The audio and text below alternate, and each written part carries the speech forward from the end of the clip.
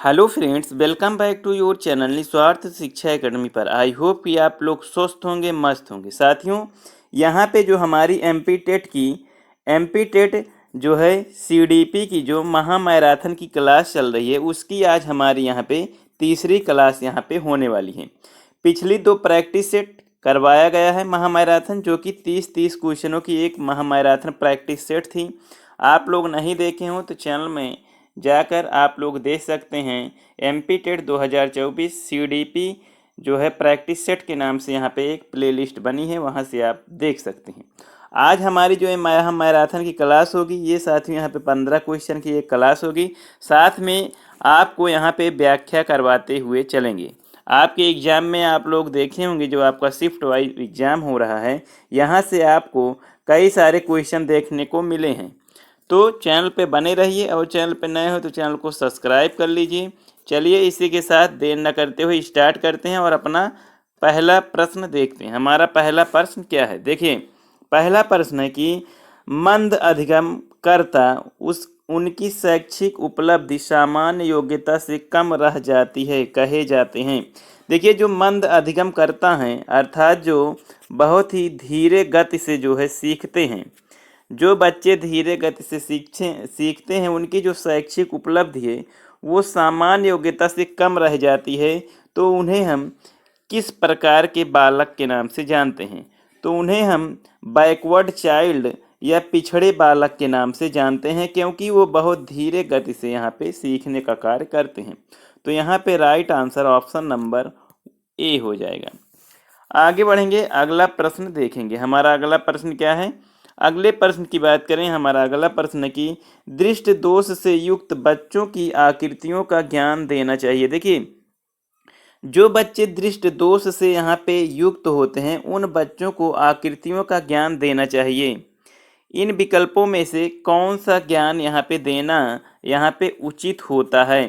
तो आपको बता दें कि उन दृष्टि दोष से युक्त बच्चों को त्रिआयामी आकृतियों की स्पर्श द्वारा, देखिए त्रिआयामी आकृतियों की स्पर्श से क्या मतलब है कि डॉट डॉट का एक, जैसे यहाँ पे जो दृष्टिबाधित बालकों को जो है पढ़ाया जाता है, उस टाइप के जो 6 बिंदु हैं, इस टाइप के यहाँ पे उनको जो है पढ़ाया जाना चाहिए। तो त्रिआयामी आकृतियों के स्पर्श द्वारा उनको जो है ज्ञान देना चाहिए, इसलिए option B is the correct answer हो जाएगा।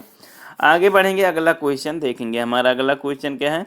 देखिए, अगला क्वेश्चन की बात करें तो यहाँ पे है कि कम गति से सीखने वाले बच्चों की मुख्य विशेषताएं होती हैं। देखिए, कम गति या धीरे गति से जो बच्चे सीखते हैं, उनकी जो कैरेक्टरिस्टिक है या उनकी जो मुख्य विशेषता है वो क्या होती है? ऑप्शन ये कह रहा है कि उनमें किसी न किसी प्रकार की अक्षमता होती है जो उनके ज्ञानार्जन व शैक्षिक उपलब्धि को प्रभावित करती है। ऑप्शन बी है, उन्हें केवल गणित में कठिनाई होती है। ऐसा नहीं है कि जो कम गति से सीखने वाले बच्चे हैं उनको केवल गणित में ही कठिनाई होती है, उनको और भी सब्जेक्ट में भी कठिनाई हो सकती है। उन्हें केवल अंग्रेजी में कठिनाई होती है, बिल्कुल ऐसा नहीं है। उपयुक्त में से कोई नहीं।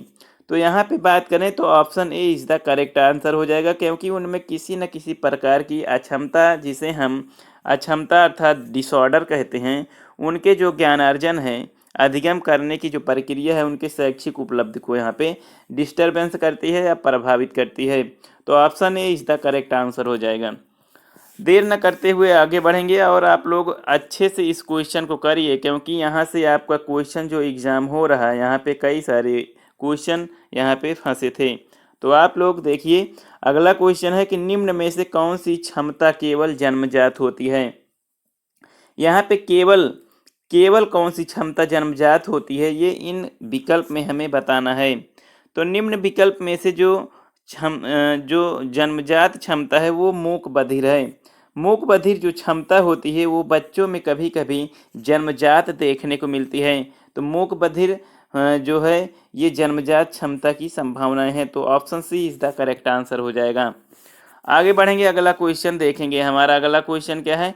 अगले क्वेश्चन की बात करें तो यहाँ पे बताना है कि निम्न में से कौन सी इकाई का उपयोग सुनने की क्षमता की जांच हेतु किया जाता है? देखिए, इकाई अर्थात यूनिट, किस यूनिट का जो उपयोग है वो श्रवण बाधित जो श्रवण बाधित या श्रवण बाधित से संबंधित बालक हैं उनके जो क्षमता की जांच है उसका जो है उपयोग किया जाता है। तो उनको श्रवण के जो है क्षमता की जांच है तो जो उपयोग किया जाता है वो डेसिबल का उपयोग किया जाता है, क्योंकि जो ध्वनि की यूनिट होती है, ध्वनि की यूनिट साथियों ये डेसिबल में मापी जाती है। तो इसलिए यहाँ पे राइट आंसर हमारा ऑप्शन बी हो जाएगा। आगे बढ़ेंगे, अगला क्वेश्चन देखेंगे। हमारा अगला क्वेश्चन क्या है? अगले क्वेश्चन की बात करें तो हमारा अगला क्वेश्चन है कि किस प्रकार के बच्चों की शिक्षा हेतु सांकेतिक भाषा का प्रयोग किया जाता है। यहाँ पे जो इंडिकेशन लैंग्वेज है, यहाँ पे इंडिकेशन जो लैंग्वेज है उसका जो यूज है वो बच्चे के किस भाषा में जो है किया जाता है। तो जो मूक बधिर बच्चे हैं उनको जो है जो बोल नहीं सकते हैं, मूक बधिर अर्थात वो बोलने में अक्षम होते हैं, तो उनमें जो है सांकेतिक भाषा का प्रयोग किया जाता है। तो इसलिए option B is the correct answer, मूक बधिर बच्चे। आगे बढ़ेंगे, अगला हमारा प्रश्न क्या है? अगले प्रश्न की बात करें, अगले क्वेश्चन की बात करें तो अगला क्वेश्चन है कि प्रतिभाशाली बच्चे। यहाँ पे आपको प्रतिभाशाली बच्चे की साथियों यहाँ पे विशेषता बताना है। प्रतिभाशाली बच्चे की विशेषता क्या होती है? ऑप्शन ए कह रहा है कि बिना किसी की सहायता के अपने सामर्थ्य का पूर्ण विकास करते हैं, बिल्कुल ऐसा नहीं है। ऑप्शन बी कह रहा है कि मानव के लिए महत्वपूर्ण किसी भी क्षेत्र में असंभवतः अच्छा निष्पादन करते हैं, परफॉर्मेंस करते हैं। Option B is the correct answer हो जाएगा, क्योंकि जो गिफ्टेड चाइल्ड होते हैं वो किसी महत्वपूर्ण क्षेत्र में जो है अच्छा कार्य करते हैं या अच्छा वर्किंग उनका परफॉर्मेंस रहता है। तो इसलिए option B is the correct answer हो जाएगा। आगे बढ़ेंगे, अगला क्वेश्चन देखेंगे। हमारा अगला क्वेश्चन क्या है? अगले क्वेश्चन की बात करें तो अगला क्वेश्चन कह रहा है कि प्रतिभाशाली बच्चों के संदर्भ में संवर्धन एसिलरेशन संगठन का अर्थ है। देखिए, जो प्रतिभाशाली बच्चे होते हैं उनका जो एसिलरेशन होता है उनमें देखिए ऑप्शन ए है कि ऐसे विद्यार्थियों को वर्तमान स्तर ग्रेड को छोड़कर अगले उच्च स्तर ग्रेड में प्रॉन्स करना। ऑप्शन बी कह रहा है कि आकलन की प्रक्रिया का सर्वर्जन करना। ऑप्शन सी कह रहा है कि शैक्षणिक गतिविधियों के संपादन में संवर्धन करना। ऑप्शन डी कह रहा है कि सह शैक्षणिक गतिविधियों के संपादन की गति को बढ़ाना।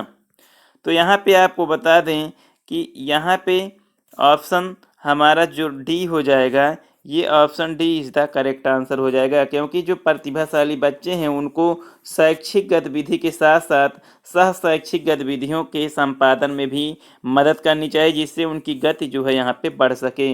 को एजुकेशनल एक्टिविटी भी यहाँ पे बढ़ाना है। तो option D is the correct answer हो जाएगा। आगे बढ़ेंगे, अगला क्वेश्चन देखेंगे, अगला प्रश्न देखेंगे। हमारा अगला प्रश्न क्या है? अगला प्रश्न है कि प्रतिभाशाली विद्यार्थियों के लिए निम्नलिखित में से कौन सी एक्टिविटी सर्वाधिक उपयुक्त है या कौन सी गतिविधि सर्वाधिक उपयुक्त है। ऑप्शन ए कह रहा है कि अभी हाल में हुए स्कूल मैच का प्रतिवेदन रिपोर्ट लिखना। ऑप्शन बी कह रहा है कि दी गई संकल्पनाओं के आधार पर मौलिक नाटक लिखना। ऑप्शन सी कह रहा है कि 5 पाठों के अंत में दिए गए अभ्यासों को एक बार में हल करना। ऑप्शन डी शिक्षक दिवस पर कक्षा को पढ़ाना। तो यहाँ पे बात करें तो ऑप्शन बी हमारा दी गई संकल्पनाओं के आधार पर मौलिक नाटक लिखना। तो ये जो है प्रतिभाशाली बच्चे की जो एक्टिविटी है उसके लिए सर्वाधिक उपयुक्त है, इसलिए option B is the correct answer हो जाएगा। आगे बढ़ेंगे, अगला हमारा क्वेश्चन क्या है? अगला क्वेश्चन की बात करें तो अगला क्वेश्चन है कि शारीरिक गतिक बुद्धि बॉडली काइनेस्टिक इंटेलिजेंस रखने वाले बच्चों की अंतिम अवस्था निम्नलिखित में से कौन सी हो सकती है। देखिए, जो शारीरिक गतिक बुद्ध है, बॉडली काइनेस्टिक इंटेलिजेंस, उनमें जो अंतिम अवस्था है निम्नलिखित में से क्या हो सकती है। तो आपको बता दें उनमें जो होती है उनमें सर्जन होने की जो है यहाँ पे विशेषता हो सकती है। तो ऑप्शन ए इज द शल्य चिकित्सक या सर्जन होने की जो है यहाँ पे संभावना है, क्योंकि ये गतिक बुद्धि वाले व्यक्ति होते हैं जो यहाँ पे मरीजों का ऑपरेशन करने में मदद करते हैं। तो option A is the correct answer हो जाएगा। आगे बढ़ेंगे, अगला क्वेश्चन देखेंगे। हमारा अगला क्वेश्चन क्या है? अगले क्वेश्चन की बात करें तो हमारा अगला क्वेश्चन है कि प्रतिभाशाली शिक्षार्थी डैश डैश हैं, देखा प्रतिभाशाली शिक्षार्थियों की विशेषता क्या है, इसको हमें खाली स्थान पर जो है यहाँ पे भरना है। तो आपको बता दें कि जो प्रतिभाशाली शिक्षार्थी होते हैं उनमें जो है कन्वर्जेंट थिंकिंग जो है यहाँ पे थिंकिंग होती है। तो option B is the correct answer. अपसारी चिंतक या कन्वर्जेंट थिंकिंग इनमें विशेषता पाई जाती है। तो option B is the correct answer हो जाएगा। आगे बढ़ेंगे, अगला क्वेश्चन देखेंगे। हमारा अगला क्वेश्चन क्या है? अगले क्वेश्चन की बात करें तो हमारा अगला क्वेश्चन है कि निम्न में से कौन सा सृजनात्मकता से संबंधित नहीं है। आप लोगों को मैंने पहले बताया है कि आप लोग अपने एग्जाम में बैठिए तो आप लोग क्वेश्चन को बहुत ही बारीकी से पढ़ना है, क्योंकि यहाँ पे जो ऑप्शन यहाँ पे इसमें दिया गया है कि नॉट शब्द को ध्यान से पढ़ना है, नहीं तो यहाँ पे क्वेश्चन गलत होने की संभावना बढ़ जाती है। तो जो सृजनात्मकता से संबंधित नहीं है उनमें ऑप्शन ए कह रहा है मौलिकता, इनमें सृजनात्मकता होती है, सृजनात्मक बालक में मौलिकता होती है, बिल्कुल सही है। यहाँ पे लिखा है प्रभाव, बिल्कुल होती है, उपयोगिता भी होती है, लेकिन मितव्ययिता नहीं होती है। इसलिए ऑप्शन सी हमारा करेक्ट आंसर हो जाएगा। आगे बढ़ेंगे, अगले प्रश्न की ओर देखेंगे। हमारा अगला प्रश्न क्या है? अगले प्रश्न की बात करें तो हमारा अगला प्रश्न है कि निम्नलिखित में से कौन सा भूलने का सिद्धांत है। यहाँ पे भूलने का सिद्धांत हमें बताना है। मेमोरी बेस्ड क्वेश्चन, यहाँ पे भूलने का जो सिद्धांत है वो ऑप्शन बी है प्रतीप अवरोध, क्योंकि भूलने के सिद्धांत में जो है प्रतीप अवरोध का जो है यहाँ पे सिद्धांत आता है। तो option B is the correct answer हो जाएगा।